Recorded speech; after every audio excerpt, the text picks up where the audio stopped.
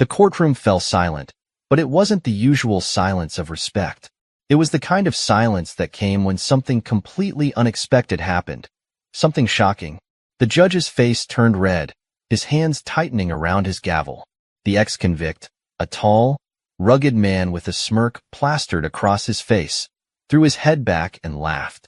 Not a chuckle, not a nervous giggle, a full, booming laugh that echoed off the wooden walls of the courtroom. Gasps spread like wildfire. The bailiffs exchanged uneasy glances.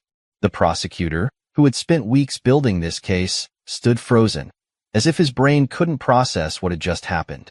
The judge's eyes darkened. "Excuse me," his voice rumbled through the courtroom like an approaching storm. But the ex-convict didn't stop.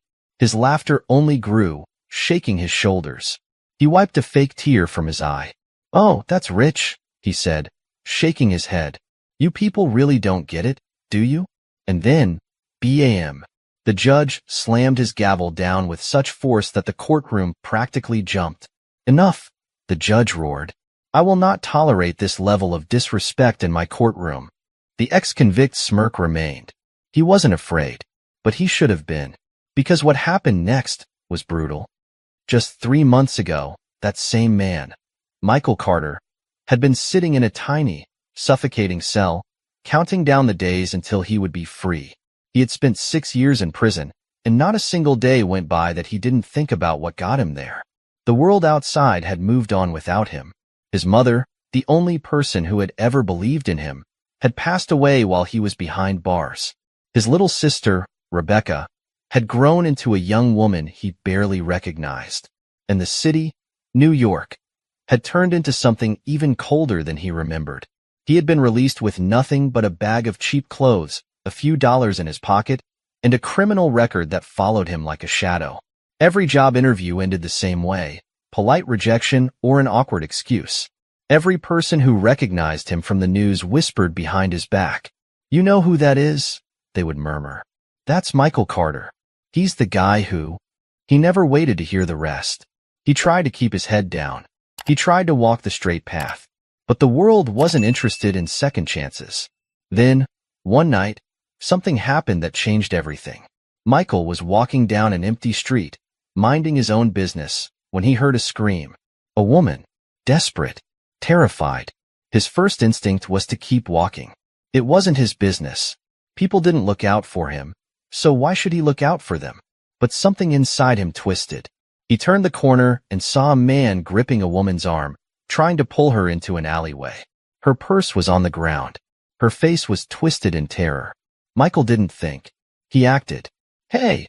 he shouted, his voice sharp. The attacker turned, startled. Michael could see it in his eyes, the flicker of hesitation. "Walk away," the man growled. Michael clenched his fists.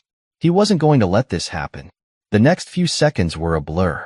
The attacker lunged, but Michael had been in too many fights to be caught off guard. He dodged, countered, and before he knew it, the man was on the ground, groaning in pain. The woman, still shaking, scrambled to her feet. "Thank you," she stammered. Michael just nodded, already backing away. The last thing he needed was police showing up. But he wasn't fast enough. Sirens wailed in the distance. A few minutes later, he was back in handcuffs. The police didn't care about what had really happened. They only saw one thing: Michael Carter, ex-convict, standing over an injured man. And now, here he was, back in court, facing another judge. That was why he had laughed. Because this world was a joke. Because no matter what he did, he would always be seen as the criminal. But he had no idea what was about to happen next. The judge glared at him. "You think this is funny, Mr. Carter?" Michael didn't answer. He just held the judge's gaze, waiting. The judge leaned forward. "Very well. If you find this situation amusing, let's see if you're still laughing after my ruling." And then, the doors burst open. A figure rushed in, breathless, waving a piece of paper in the air. "Your Honor," the person shouted. "Wait, you need to see this." Michael turned his head slowly, his heart pounding. Something was happening. Something he never expected. But whether it would save him or destroy him, he had no idea. The courtroom held its breath. The person who had just burst through the doors, A young woman with wild, desperate eyes stood frozen, gasping for air. She clutched a piece of paper so tightly that her knuckles turned white. Michael's pulse pounded in his ears. Who was she? What was she holding? The judge narrowed his eyes. Who are you? He demanded. The woman swallowed hard. My name is Lisa Reynolds. I have evidence. You need to see this before you make your ruling. The prosecutor groaned, rubbing his temples. Your Honor, this is highly unorthodox. Silence, the judge snapped. His gaze returned to Lisa. Approach. Lisa hurried forward, her heels clicking against the polished floor. She handed the paper to the judge, her hands shaking. Michael watched her closely, his mind racing. He didn't know her. At least, he didn't think he did. But something about her felt familiar. The judge unfolded the paper, his expression unreadable as his eyes moved across the page. The tension in the room thickened. The bailiffs were ready to pounce if Michael so much as twitched the wrong way. Then, suddenly, the judge's face changed. It was brief, just a flicker, but Michael caught it. A shadow of doubt, a hint of realization. What is this? The judge asked, his voice tight. Lisa hesitated. It's proof that Michael Carter isn't guilty of what he's being accused of. A ripple of murmurs spread through the courtroom. The prosecutor scoffed. That's ridiculous. Mr. Carter was found at the scene. He was standing over the victim. He has a criminal record. There were no other witnesses. Lisa's jaw clenched. That's where you're wrong. Michael's stomach twisted. What did she mean? The judge tapped his gavel once. Enough. Ms. Reynolds, you have exactly 30 seconds to explain yourself before I decide whether or not to accept this as evidence. Lisa turned toward the room, took a deep breath, and said something that made Michael's entire world tilt. I was there, she declared. I saw the whole thing. The courtroom exploded. Gasps, whispers, stunned expressions. Michael's fingers dug into the wooden table in front of him. He had spent his whole life learning how to read people, and one look at Lisa told him she wasn't lying. You were there, the judge repeated, his voice sharp with disbelief. Lisa nodded. I was walking home when I saw the attack happen. Michael didn't start it. He ended it. He saved that woman's life. The prosecutor scoffed. And where exactly have you been for the past week? If you were a witness, why didn't you come forward sooner? Lisa hesitated. Michael noticed the way her hands fidgeted, the way her eyes darted to the floor for a split second before locking onto the judge again. She was hiding something. I was scared, she admitted. I didn't know what to do. But I couldn't just let an innocent man go to prison. The judge leaned back in his chair, his fingers steepled together. He was studying her, measuring her words. Then, he turned to Michael. Mr. Carter, do you know this woman? Michael shook his head slowly. Never seen her before in my life. The judge exhaled sharply. Bailiff, take that document to the court clerk for verification. I want confirmation that this is a legitimate statement. If it is, we will reassess the charges against Mr. Carter. Michael felt something he hadn't felt in a long time. Hope. But it was short-lived. Because just as the bailiff reached for the paper, the doors burst open again. This time, it wasn't a single person. It was two. And when Michael saw who they were, his blood turned to ice. A man in a dark suit. Cold eyes. A jaw clenched so tightly it looked like it could snap steel. And beside him, the man Michael had fought that night. The so-called victim. Except now, Michael could see the truth. The bruises on the man's face weren't from that fight. They were fresh. Someone had just beaten him up. Michael's stomach dropped. This wasn't over. Not even close. The judge frowned. Who are you? The man in the suit flashed a badge. Agent Donovan, FBI. His voice was smooth, but deadly. We need to talk about Mr. Carter. The judge's face hardened. FBI? What does the federal government have to do with this case? Agent Donovan smiled, but there was no warmth in it. Everything. Michael's hands curled into fists. He had thought this trial was the biggest problem he had. But now, he had no idea what he was up against. A heavy silence filled the courtroom. The air felt thick, like everyone was holding their breath at the same time. Michael's heart pounded. He had faced a lot of things in his life, judges, gangsters, prison fights. But an FBI agent walking into his trial? That was something new. The judge adjusted his glasses, eyeing Agent Donovan. "Explain yourself."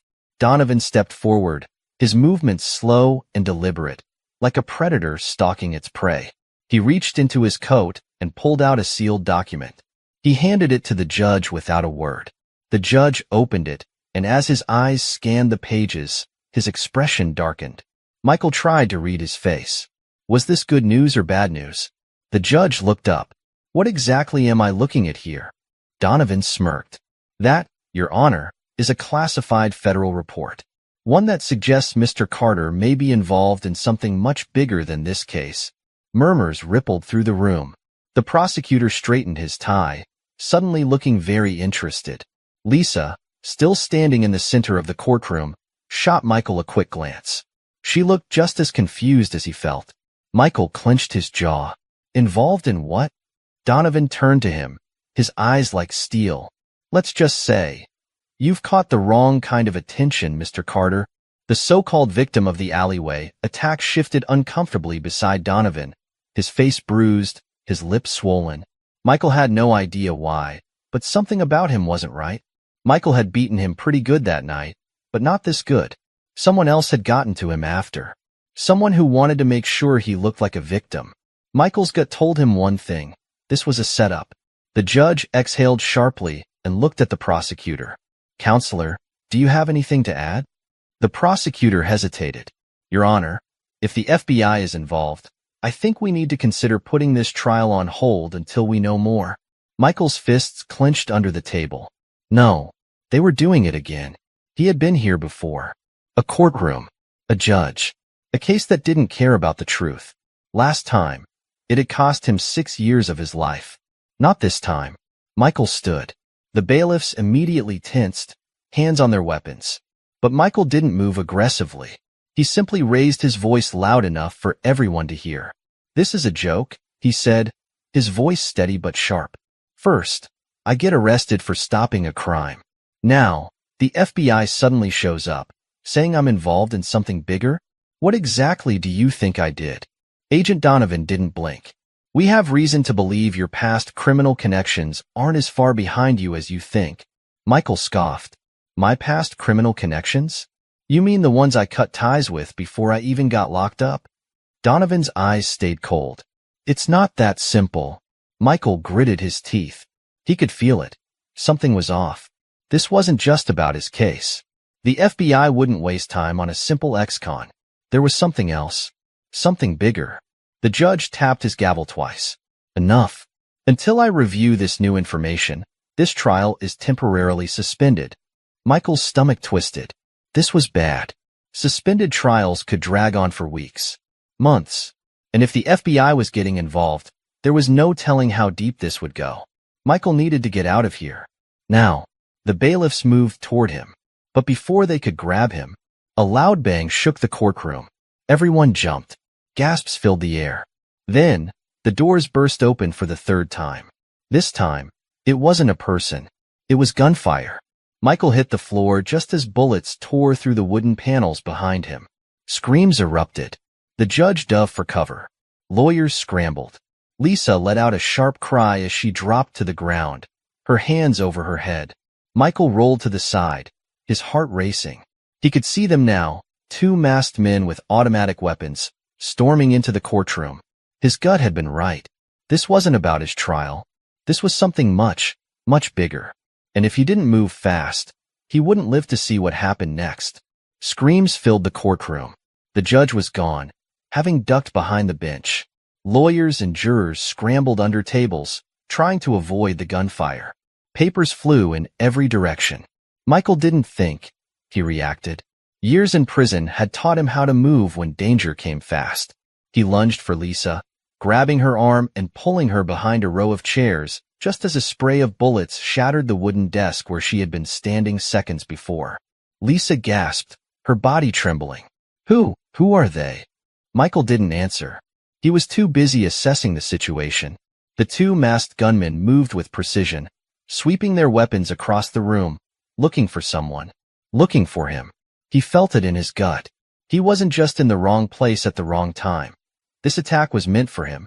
Agent Donovan was already on the ground, pulling a concealed weapon from his holster. The so-called victim, the man Michael had fought in the alleyway, was crawling toward the exit, trying to escape. Michael's eyes narrowed. Why was he running? Before he could think more, one of the gunmen spotted him. "There he is!" the man shouted, voice muffled under his mask. Michael moved. Bang! A bullet tore through the air right where his head had been. He grabbed Lisa's hand and ran. Bullets followed, splintering wood and shattering glass. A courtroom wasn't exactly designed for gunfights. There was barely any cover, and the exits were too exposed. But Michael had one advantage. He knew how to fight, and he knew how to survive. He spotted the only real option, the side door leading to the judge's chambers. It was partially open. "Go!" he shouted to Lisa, shoving her toward it. She hesitated for half a second, then ran. Michael turned back just in time to see one of the gunmen charging straight at him. The man raised his rifle. Michael dropped low, slamming his shoulder into the guy's stomach. The gun fired wildly into the air as they crashed to the ground. Michael didn't waste time. He grabbed the man's wrist and twisted hard. A sickening crack. The rifle dropped. Michael snatched it and spun. The second gunman was already aiming at him. Michael dove behind the jury box. Bullets chewed through the wood. Agent Donovan, now crouched behind a table, shouted, "Carter, on your left."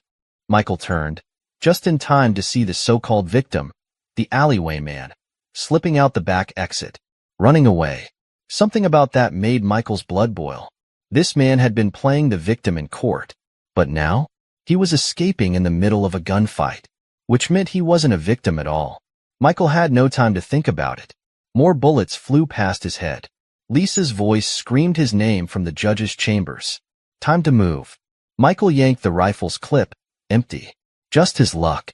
He tossed it aside and sprinted toward the chambers, dodging bullets as he went. The second gunman cursed, trying to reload. But Michael was already through the door. He slammed it shut behind him, locking it just as another spray of bullets hammered against the wood.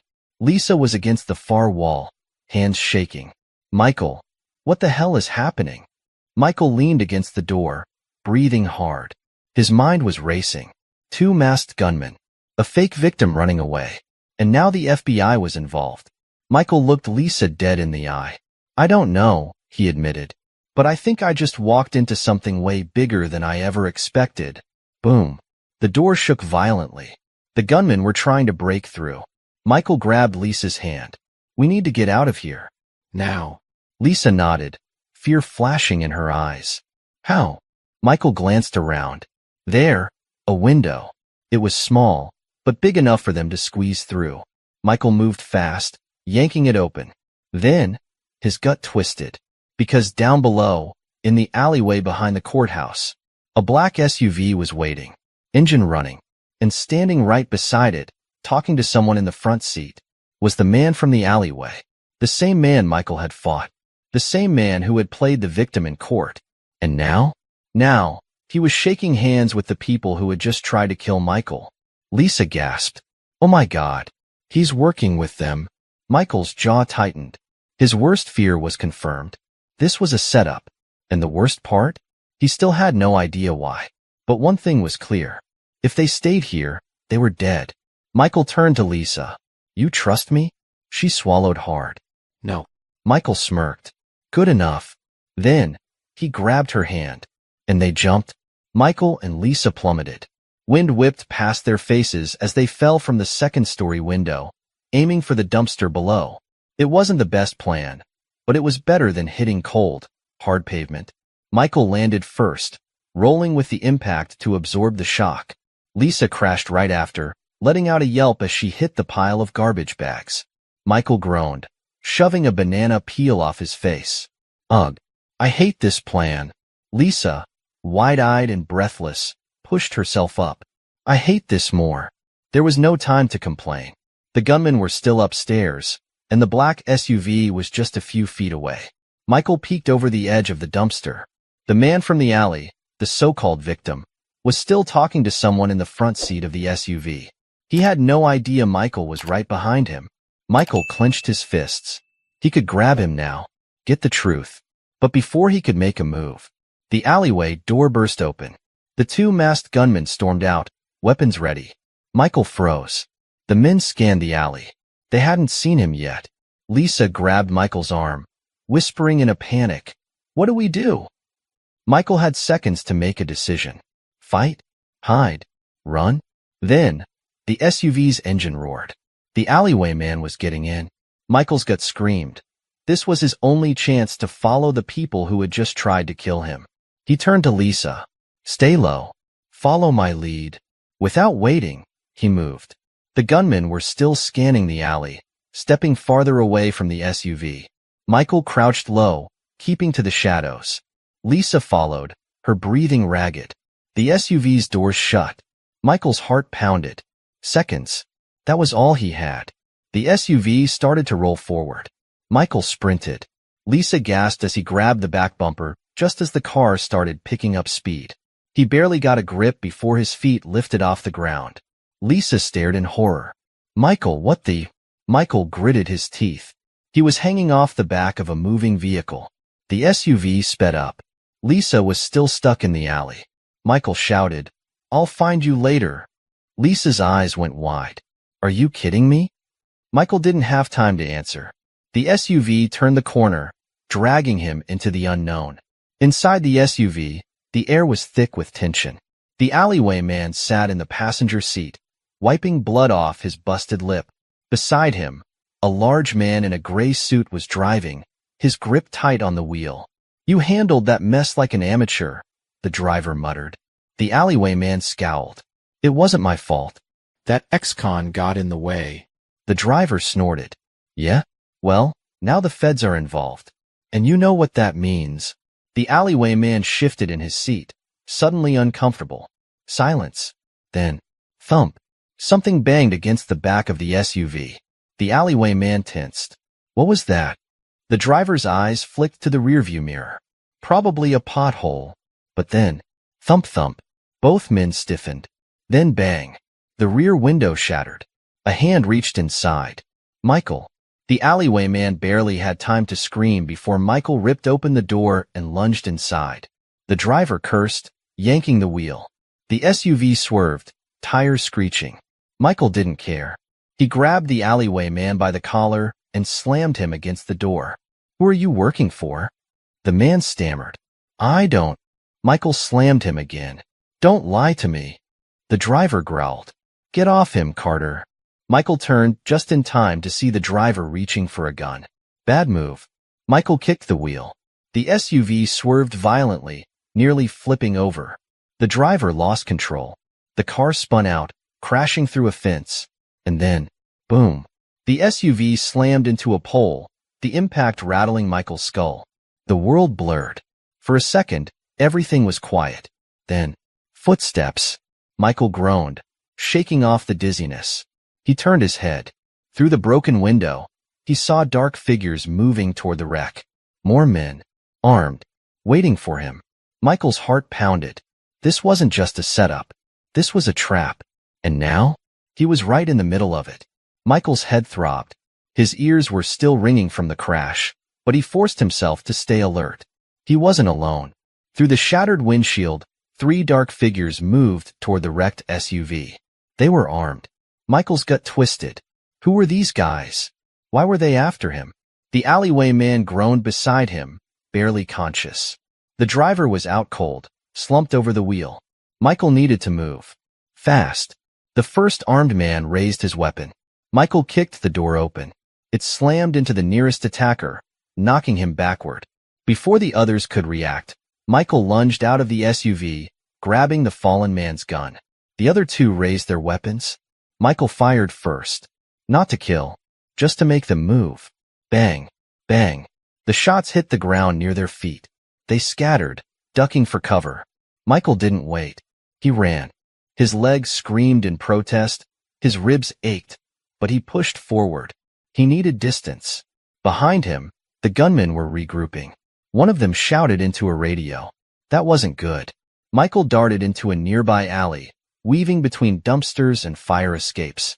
He had no idea where he was going, He just needed to disappear. Then, tires screeched. A second SUV turned onto the street. Michael cursed under his breath. More of them. He sprinted faster, his breath ragged. He needed a way out now. Up ahead, he spotted a chain-link fence. 8 feet high. It would have to do. Michael picked up speed. Behind him, gunfire. Bullets whizzed past, sparking off metal. He reached the fence, planted 1 foot against it, and launched himself upward. Halfway up, he heard one of the men yell, "Don't let him get away." Michael threw himself over the top, landing hard on the other side. Pain shot up his leg, but he ignored it. He took off running. Meanwhile, Lisa was losing her mind.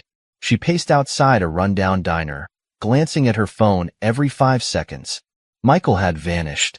After he jumped onto that SUV, she had tried to follow, but there was no way she could keep up. The alley had erupted into chaos. Gunshots, cops showing up, people screaming. Now, she was stuck here, with no idea if Michael was alive or dead. She muttered under her breath, "I knew this was a bad idea." Then, her phone buzzed. She grabbed it, heart racing. A text. Unknown number. 9th Street. Back of the laundromat. Come alone. Lisa's stomach dropped. This had to be Michael. Or someone who wanted to set her up. She swallowed hard. She had 2 choices. Walk away. Pretend none of this happened. Or go. She clenched her fists. She went. The back of the laundromat was dark and smelled like wet cardboard. Lisa hesitated near the entrance. "Michael," she whispered. A shadow moved. She tensed, until Michael staggered out of the darkness. Her breath hitched. He looked like hell. His shirt was torn, his lip was bleeding, and there was a nasty bruise forming on his jaw. But he was alive. Lisa exhaled sharply. "Jesus, Michael. You look like you got hit by a train." Michael gave her a tired smirk. "Close enough." Lisa grabbed his arm, guiding him toward a stack of crates. "Sit. Now." He didn't argue. His legs barely held him up. Lisa crouched in front of him. "What happened?" Michael ran a hand through his hair, his mind still spinning. "They were waiting for me. This whole thing. The trial, the attack in the courtroom. It's all connected." Lisa frowned. "But why? What do they want?" Michael's jaw tightened. That was the million-dollar question. All he knew was that someone powerful wanted him gone. And if they were willing to shoot up a courtroom to do it, this was way bigger than he had ever imagined. Lisa crossed her arms. "So what now?" Michael looked her dead in the eye. "We find out who set me up." Lisa swallowed. "And how exactly do we do that?" Michael exhaled. "We start with the man who ran." Lisa blinked. "The guy from the alley?" Michael nodded. "He was never a victim. He's part of this. And if we find him—" Lisa finished his sentence. "We find the truth." Michael leaned back against the crates, wincing from his bruises. For 6 years, he had let the world label him a criminal. Now, it was time to clear his name. But he had no idea what kind of war he was about to step into. Michael and Lisa sat in silence behind the laundromat, the weight of everything pressing down on them. Lisa pulled out her phone, scrolling furiously. "Okay," she muttered. "We need to figure out who this guy is." "The one from the alley." Michael rubbed his temple. "I need a name." Lisa sighed. "That might be a problem. The police never even released his identity during the trial. Just kept calling him the victim." She looked up at Michael. "You said you saw him talking to the gunman. Are you sure?" Michael's jaw tightened. "I don't think I saw it, Lisa." "I know I did." Lisa nodded. "Then we're looking for someone who's not just a victim. He's part of this." Michael's mind raced. Why go through all this trouble to set him up? A thought hit him like a punch to the gut. "What if this isn't just about me?" he muttered. Lisa frowned. "What do you mean?" Michael stared at the ground, piecing it together. "Think about it. If they just wanted me dead, they could have done it a dozen times already. But instead, they dragged me into a trial. They made sure I was back in the system, under the judge's eye. And then, just when I had a chance to prove my innocence, they send gunmen to shoot up the place." He looked at Lisa, eyes dark. "This isn't just about getting rid of me. This is about making sure I stay buried." Lisa's face paled. Someone wants you locked away so bad. They were willing to turn a courtroom into a war zone. Michael nodded. And I need to know why. Lisa inhaled sharply, then started typing on her phone again. If we can't get the guy's name through police records, we find another way. Michael raised an eyebrow. And how exactly do we do that? Lisa's fingers flew across the screen. We checked the streets. Michael frowned. The streets? Lisa smirked. Michael, you've been locked up for 6 years. You forgot how information works. She held up her phone. Someone, somewhere, knows this guy. And if there's one thing people love, it's gossip. Michael leaned in, watching her type. Who are you messaging? Lisa grinned. A friend. And by friend, I mean a guy who owes me a favor. Michael smirked. You've got connections? Lisa shrugged. I get bored. A few minutes passed in silence. Then, her phone buzzed. Lisa's eyes widened. Bingo. Michael's pulse jumped. You got something? Lisa nodded, turning the screen toward him. Meet Travis Langley. That's your alleyway guy. Michael studied the blurry security footage on the screen. It was him. The name rang a distant bell, but Michael couldn't place it. Who is he? Lisa scrolled. Ex-fixer for some big-shot crime syndicate. Word on the street is he disappeared for a while. Until now, Michael's stomach twisted. A fixer. Fixers were the ones who cleaned up messes, handled problems, set people up. Lisa tapped the screen. And guess where he's staying? Michael leaned in. Lisa smirked. The East Bay Motel. Michael exhaled slowly. Then that's where we go. Lisa's smirk faded. Hold on. Just because we know where he is doesn't mean we just walk in. He's probably surrounded by people who'd love to put a bullet in you. Michael cracked his knuckles. Then we make sure we get to him first. Lisa hesitated, then sighed. You're really doing this, huh? Michael nodded. I don't have a choice. Lisa shook her head. I swear, you're gonna get us killed. Michael smirked. Not today. Lisa rolled her eyes. Fine. Let's go. Michael stood, shaking off his soreness. This was it.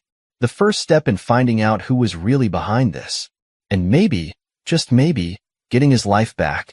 East Bay Motel, 11:45 p.m. The motel was a dump. Peeling paint. Flickering neon lights. A busted vending machine in the parking lot. Michael and Lisa watched from across the street. Michael adjusted the hood of his jacket. You sure this is the place? Lisa nodded. Room 207. That's where Travis is staying. Michael scanned the area. The place was quiet, too quiet. Lisa frowned. Something's wrong. Michael sighed. Yeah, I feel it too. Lisa turned to him. So what's the plan? Kick the door down? Have a polite conversation? Michael smirked. Something like that.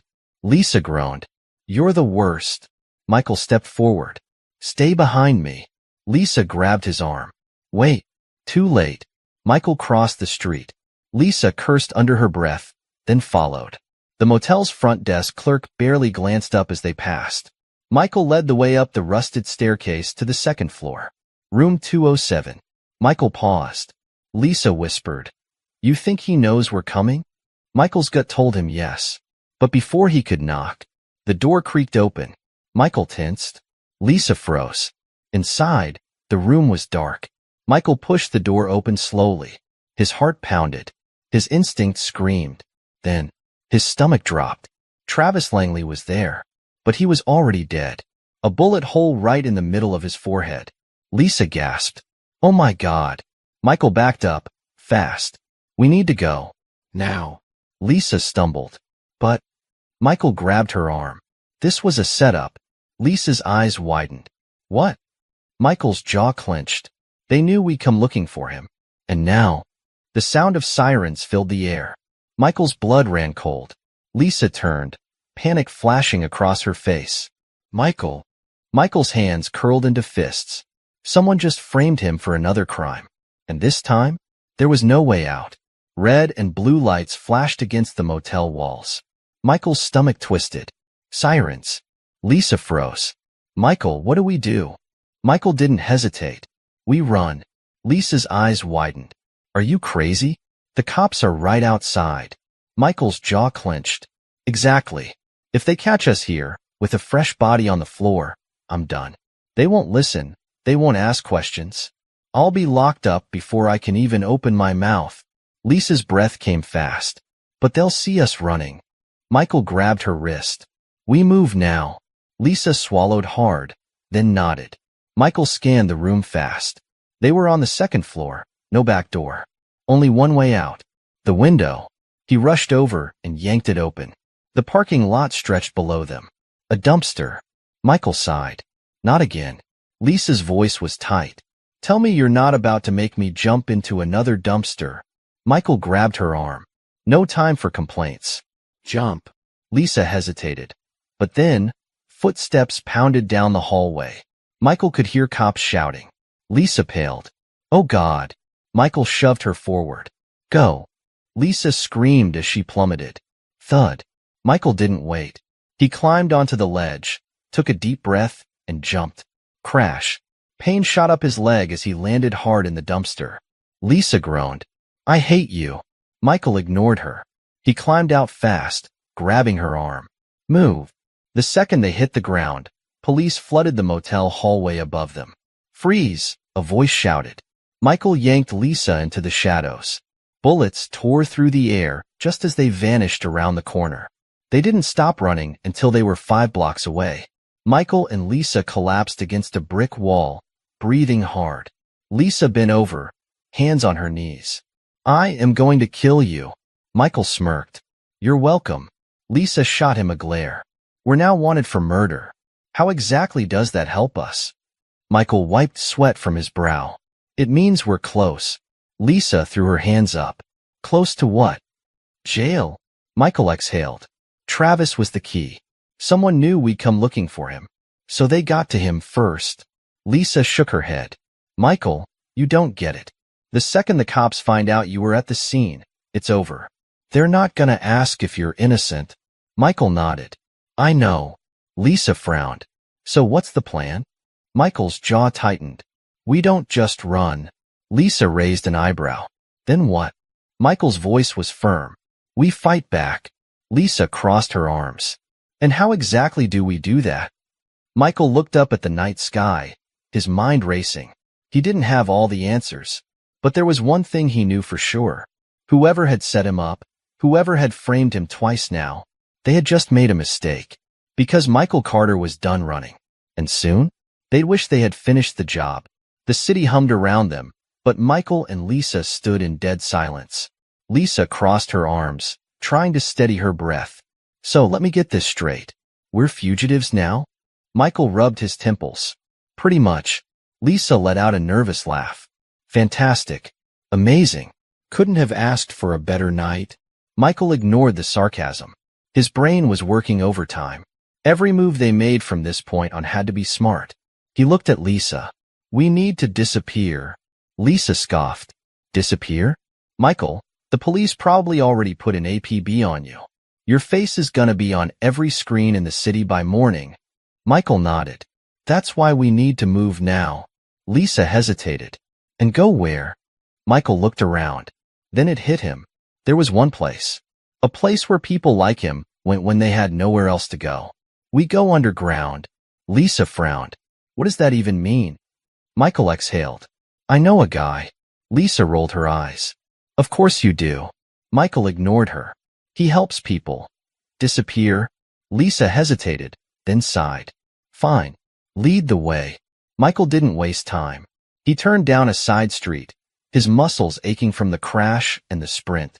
The faster they got out of sight, the better. Midnight Hay Place no one talks about. The building looked abandoned. Boarded up windows. Faded graffiti. A broken, closed sign hanging from the door. Lisa frowned. This is your big plan? Michael smirked. Trust me. He knocked twice. Paused. Then knocked 3 more times. For a moment, nothing. Then, the door creaked open. A pair of sharp green eyes peered through the crack. Who the hell is knocking on my door at midnight? A voice growled. Michael grinned. Hey, Dylan. The door opened wider, revealing a tall, scruffy man in a hoodie.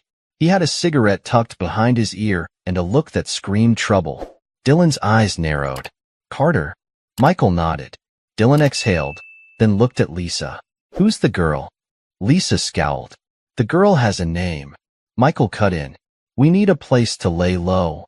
Dylan studied them. And why's that? Michael didn't blink. Because the cops think I murdered a man. And some very bad people are actually trying to kill me. Dylan scratched his jaw. Huh. Sounds like a fun night. Lisa sighed. Yeah, we're having a blast. Dylan smirked, then stepped aside. Get in. The inside was nothing like the outside. Instead of a rundown shack, it was a fully equipped hideout. Stacks of burner phones. Shelves filled with cash, fake IDs, and weapons. This was a place built for people who needed to vanish. Lisa's jaw dropped. What the? Dylan shut the door behind them. Welcome to the safest place you'll find right now. Michael turned to him. I need your help. Dylan smirked. Yeah, no kidding. Michael leaned in. I need to find out who set me up. Dylan's smirk faded. Carter, man, if someone's going this hard to bury you, that means they have power. The kind of power you don't mess with. Michael's jaw tightened. I don't care. Dylan studied him for a long moment. Then, he sighed. Fine, I'll dig around. But I need a name. Michael didn't hesitate. Travis Langley. Dylan froze. Lisa noticed. What? You know him? Dylan's face darkened. Oh, I know him. Michael leaned in. Talk. Dylan exhaled. Travis wasn't just a fixer. He was a cleaner for the Blackthorn Syndicate. Lisa blinked. Blackthorn? That sounds bad. Dylan nodded. It is. They don't just deal with crime. They control it. Drugs, weapons, money laundering, everything. And if Travis was working for them... Michael clenched his fists. Then Blackthorn is behind this? Dylan hesitated. Maybe. But here's the problem. Lisa frowned. What? Dylan looked at Michael. Travis Langley was already a dead man before you ever met him. Michael's stomach dropped. What? Dylan nodded. Word on the street is Blackthorn turned on him weeks ago. He knew something he wasn't supposed to. They were hunting him down. Lisa's face paled. So, someone beat them to it? Dylan's eyes locked onto Michael. Or someone made sure you took the fall. Silence. Michael's fists tightened. This wasn't just a setup. This was bigger. And whoever was pulling the strings, they weren't finished with him yet. Michael's mind spun. Blackthorn Syndicate. The name alone sent a chill down his spine. He had heard whispers about them back when he was inside. An organization that didn't just control crime. They controlled everything. And now, they had set him up. Lisa sat down hard on a nearby crate, running a hand through her hair. Let me get this straight. A massive crime syndicate frames you for murder, nearly gets you killed in a courtroom shootout, and then murders the guy who could have cleared your name. Just to make sure you take the fall? Michael exhaled. That about sums it up. Lisa scoffed. Fantastic. Dylan leaned against the wall, arms crossed. Carter, this is bad. You don't come back from something like this. Michael didn't blink. Watch me. Dylan shook his head. You don't get it. If Blackthorn wants you buried, you're already dead. You're just the last one to realize it. Michael's jaw tightened. That's why I need to move first. Dylan sighed. All right. Let's say you actually want to fight back. Where do you even start? Michael didn't hesitate. I need to find out what Travis knew. Lisa frowned. You think that's why he was killed? Michael nodded. If Blackthorn wanted him dead before I ever got involved, that means he knew something dangerous. Something they didn't want getting out. Dylan rubbed his chin. Well, there's one way to find out. Michael raised an eyebrow. I'm listening. Dylan pulled out a burner phone, typing something fast. Before he disappeared, Travis was trying to sell information. Word was, he had something big. Something he was willing to trade for protection. Michael leaned in. Who was he selling it to? Dylan smirked. That's the thing. He was talking to two different buyers. Lisa frowned. Who? Dylan held up 2 fingers. One, a guy named Mason Reed. He's a reporter. The kind who loves taking down big names. If Travis was going to him, that means he had proof. Michael nodded. And the other buyer? Dylan's smirk faded. That's the bad news. Michael's stomach tightened. Who? Dylan exhaled. The FBI. Silence. Lisa blinked. Wait, The FBI? Dylan nodded. Specifically, a special task force investigating Blackthorn. But here's where it gets messy. He met Michael's gaze. Someone inside that task force is dirty. Michael's mind raced. How do you know that? Dylan smirked. Because Travis never made the deal. He went to the FBI, and then, boom, he vanishes. Lisa swallowed. Meaning, someone on the inside sold him out. Michael clenched his fists. This just got worse. Not only was he up against Blackthorn, but now there was a mole in the FBI. Someone who was helping make sure he never walked free again. Dylan put his phone away. So, what's the move? Michael exhaled. We find Mason Reed. Lisa frowned. You think he actually got the evidence? Michael nodded. If Travis didn't make the deal with the FBI, then Mason was his only other option. And if Mason has anything that can clear my name, we need it. Dylan smirked. Good luck with that. Michael narrowed his eyes. What do you mean? Dylan tossed him a phone. Michael caught it, glancing at the screen. It was a news article. The headline made his blood run cold. Investigative reporter Mason Reed, missing for 3 days. Michael's grip tightened on the phone. Lisa swallowed hard. Michael, this is bad. Michael's jaw clenched. Mason Reed had the truth. And now, Mason Reed was gone. Michael met Dylan's gaze. Where was he last seen? Dylan exhaled. That's the problem. His last known location? The FBI field office. Lisa cursed. So you're telling me our only lead was last seen walking into a federal building and then vanished? Dylan nodded. That's exactly what I'm saying. Michael's mind raced. If Mason was taken, that meant he was still alive. Blackthorn didn't just kill people who had information. They made them disappear first. Lisa shook her head. Michael, please tell me you're not thinking what I think you're thinking. Michael looked at her. We're going into that building. Lisa groaned. I hate you so much. Michael cracked his knuckles. Let's go. The building stood tall and cold, glowing against the dark skyline. Michael and Lisa stood across the street, watching the entrance. Lisa exhaled. This is insane. Michael smirked. Welcome to my life. Lisa shot him a glare. How exactly do you plan on walking into a federal building without getting arrested? Michael grinned. We don't walk in. Lisa's eyes widened. No, absolutely not. Michael didn't respond. He was already moving. Lisa groaned. I swear, I'm going to kill you. Michael smirked. Get in line. Lisa sighed, then followed. The plan was simple. Find a way in. Find Mason Reed. And get the truth. But as they slipped into the shadows, neither of them realized they were already being watched. And the people watching were waiting for them. The FBI field office loomed ahead, silent and imposing. Michael and Lisa crouched in the shadows across the street. The entrance was heavily guarded. Armed agents. Security cameras. No way in through the front. Lisa exhaled. Tell me you have a plan. Michael smirked. I always have a plan. Lisa crossed her arms. Lies. Michael ignored her and scanned the building. They needed another way in. Then he saw it. The parking garage. Michael nodded toward it. That's our way in. Lisa frowned. How do you figure? Michael pointed at the security booth. The guards only check cars coming in, not ones going out. Lisa hesitated. And? Michael smirked. So we hitch a ride. Lisa's jaw dropped. You're kidding. Michael didn't answer. He was already moving. Lisa groaned. I hate you. Michael grinned. I know. They slipped through the side entrance just as a black SUV rolled in. Michael grabbed Lisa's arm. Stay close. They ducked behind a pillar as the vehicle slowly pulled forward. Lisa whispered. How exactly do we hitch a ride? Michael nodded toward the maintenance van parked near the exit. Lisa followed his gaze. Then, her eyes widened. No. Michael nodded. Yes. Lisa shook her head. Absolutely not. Michael grabbed her hand. Run. Lisa cursed under her breath as they darted toward the van. The second they reached it, Michael yanked the back doors open. Lisa scrambled inside. Michael slammed the doors shut just as the driver climbed in. Lisa sat frozen, her breath sharp. You're insane. Michael smirked. I've been told. The van rumbled to life. Lisa swallowed hard. If we get caught. Michael cut her off.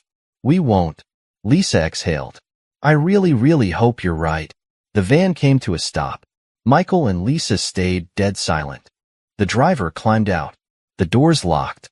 Michael waited, counted the seconds. Then, he moved. Lisa whispered, "What now?" Michael checked the doors.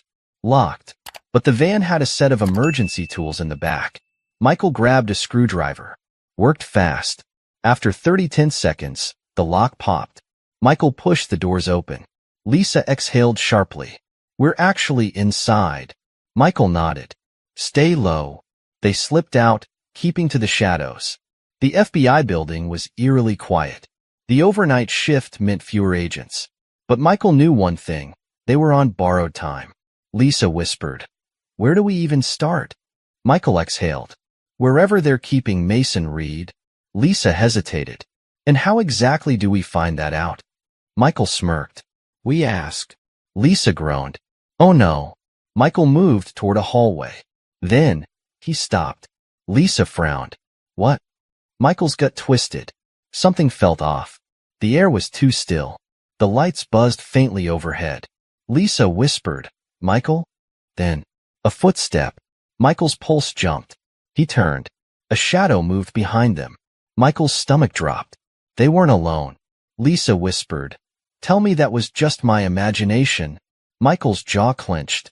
"Run." Lisa didn't argue. They took off down the hallway just as the first gunshot rang out.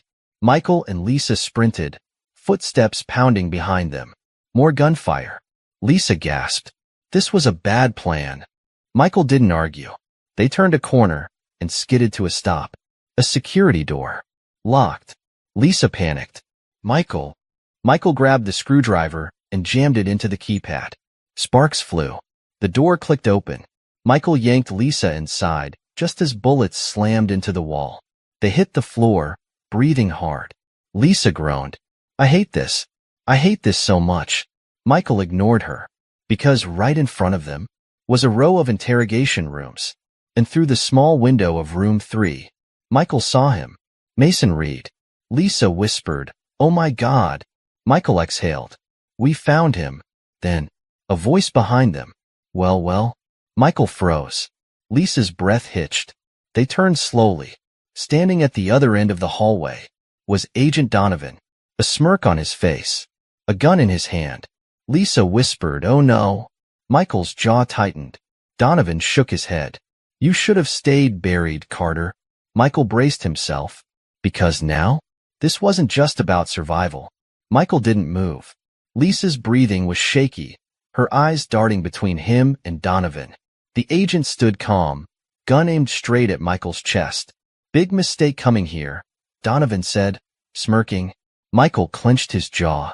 "No more games. No more running. Who are you really working for?" Michael demanded. Donovan chuckled. "Come on, Carter.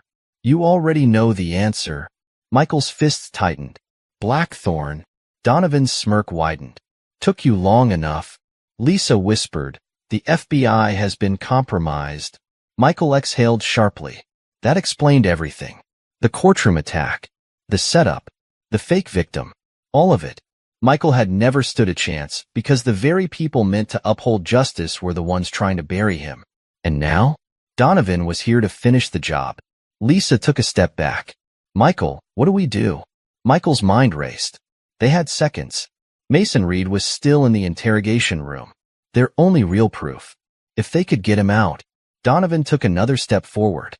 "You're out of moves." Michael disagreed. Because in a fight, the guy with the gun isn't always the one in control. Michael lunged. Fast. Donovan fired. Michael dropped low, the bullet whizzing over his head. Before Donovan could react, Michael grabbed his wrist and twisted. Crack. Donovan screamed, his gun clattering to the floor. Michael didn't give him a chance to recover. One punch, straight to the jaw. Donovan stumbled back, dazed. Lisa snatched the gun off the ground. "Don't move," she snapped, aiming at Donovan. Michael didn't wait. He grabbed Donovan's access card from his belt and swiped it across the interrogation room panel. The door unlocked. Michael rushed in. Mason Reed sat in a chair, dazed and bruised. his wrists handcuffed to the table. Michael grabbed his shoulder. Mason, we're getting you out. Mason blinked. His voice was weak. Carter. Michael snapped the cuffs off with Donovan's key. Mason slumped forward, exhausted but alive. They were going to kill me. Michael nodded. Not tonight. Lisa called from the hallway. Michael? We have a problem. Michael turned. 2 more agents were rushing in. Guns raised. Lisa fired first. Bang. One agent dove for cover. The other hesitated. Michael didn't. He charged forward, slamming the nearest agent into the wall. The man struggled, but Michael was stronger. One hit to the ribs, another to the jaw. The agent collapsed. Lisa knocked out the second with the gun's handle. She panted. We are so dead. Michael ignored her. We need an exit. Mason coughed. Back hall. Security route. Michael helped him up. Then that's where we go. Lisa hesitated. What about Donovan? Michael turned.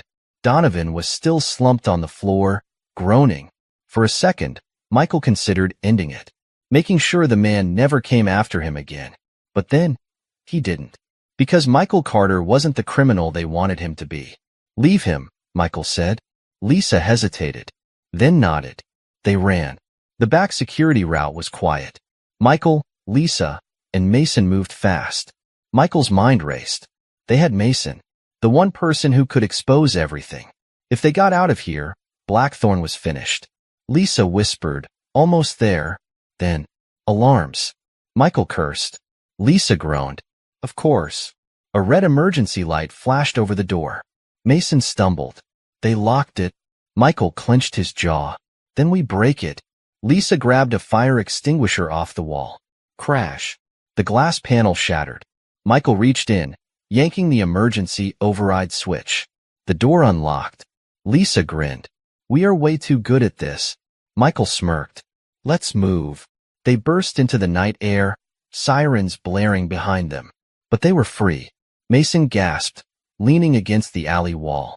What now? Michael exhaled. Now? They end this. The final move. The next morning, the world changed. Lisa leaked Mason's evidence. It went everywhere. News stations, social media, straight to the public. Within hours, Blackthorn's connections were exposed. Within days, FBI agents were arrested. And Donovan? Gone. Vanished. Michael knew he'd show up again. But when he did, Michael would be ready. 1 week later, Michael stood outside a quiet cafe, hands in his pockets. Lisa sat across from him, sipping coffee. You're free. Michael smirked. Took long enough. Lisa exhaled. So, what now? Michael leaned back, watching the city move around him. For 6 years, he had been a prisoner. Now, he was something else. A man who took his life back. A man who fought for the truth. Michael smiled. Now. He took a deep breath. Now, I finally live.